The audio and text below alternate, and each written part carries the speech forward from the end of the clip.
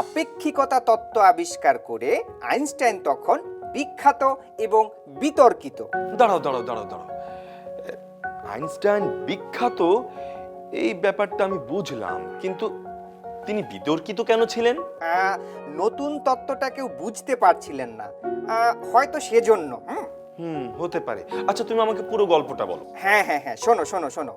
তার আপেক্ষিকতার তত্ত্বটা বোঝানোর জন্য তিনি বিভিন্ন সভা, সেমিনার, বিশ্ববিদ্যালয়ে বক্তৃতা দিতে যেতেন। প্রায় সব সেমিনারে তিনি একই ধরনের বক্তৃতা দিতেন। একবার এমনই এক সেমিনারে তিনি আমন্ত্রিত হয়ে বক্তৃতা দিতে যাচ্ছেন, পথিমধ্যে তার ড্রাইভার আজব এক আবদার করে বসলো। আজব আবদার? সে আবদারটা কি? আচ্ছা আচ্ছা বলছি, শোনো। ড্রাইভার বলল, স্যার, আপনার বক্তৃতা শুনতে শুনতে আমার মুখস্থ হয়ে গেছে, আপনি চাইলে আমি শোনাতে পারি। তারপর বললেন, আমার খুব ইচ্ছে একবার কোনো একটি সেমিনারে আপনার বদলে আমি এই বক্তৃতাটা সবাইকে শোনাতে চাই। ড্রাইভারের আবদার শুনে আইনস্টাইন অবাক হলেও প্রস্তাবটা তার মনে ধরলো। তিনি এক কথায় রাজি হয়ে গেলেন। আচ্ছা। এবং জানালেন আজকের সেমিনারেই তার বদলে ড্রাইভার সবাইকে বক্তৃতা শোনাবে, আর আইনস্টাইন ড্রাইভার সেজে দর্শক সারিতে বসে বক্তৃতা শুনবে। দেখাই যাক না ব্যাপারটা কি হয়। আচ্ছা। ড্রাইভার তো মহা খুশি।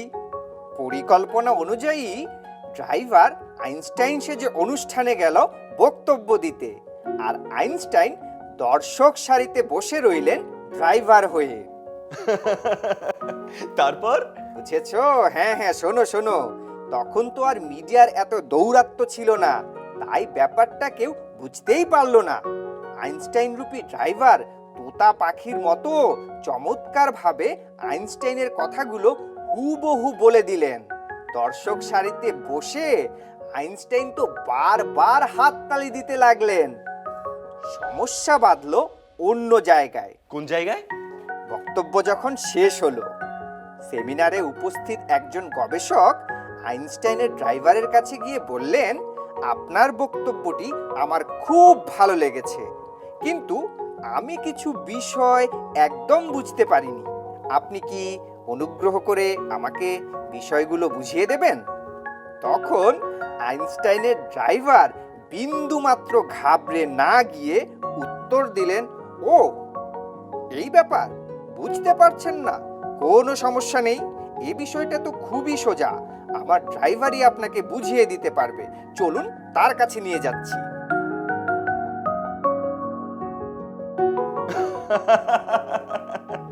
দারুণ লাগলো গল্পটা, খুবই সুন্দর গল্প। আমি ভাবছি সামনের মাসে তো তোমার একটি সেমিনার আছে, হ্যাঁ, সেখানে তোমার বদলে আমি বক্তৃতা দিয়ে দেব কিনা। ভালো বলেছো, তবে বর্তমান সময়ে সবাইকে বোকা বানানো এত সহজ না। সংবাদ মাধ্যম, ইলেকট্রনিক মিডিয়া, সোশ্যাল মিডিয়ার কল্যাণে এখন সবাই তোমাকে চিনে ফেলবে। বুঝেছো পিকু? তুমি ঠিকই বলেছো। দুরন্ত। ফেসবুকে ফলো করো এবং ইউটিউবে সাবস্ক্রাইব করো দুরন্ত টিভি।